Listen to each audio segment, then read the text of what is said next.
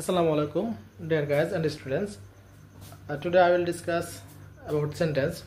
আমরা জানি যে সেন্টেন্সের সাধারণত তিনটি যে পার্ট নিয়ে আমরা ডিসকাস করি, ধরুন সাবজেক্ট, ভার্ব এবং অবজেক্ট।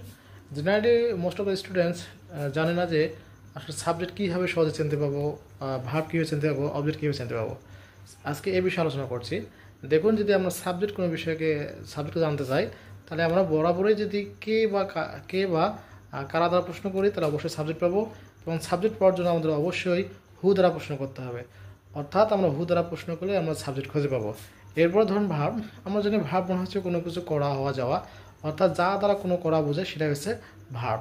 এবার যদি অবজেক্টকে প্রশ্ন করি, তাহলে আমরা হুম দ্বারা প্রশ্ন করব, অর্থাৎ কি বা কাকে। কি বা কাকে দ্বারা প্রশ্ন করলে আমরা জেনারেলি অবজেক্ট পাবো।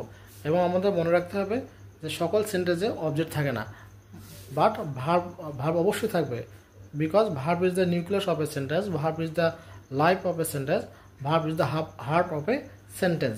সো আমরা এই বিষয়গুলো অবশ্যই খেয়াল রাখবো। যখন কোনো বাক্য গঠন করবো, তখন আমরা সাবজেক্টকে অবশ্যই চিনবো, ভার্বকে চিনবো এবং অবজেক্টকে চিনবো।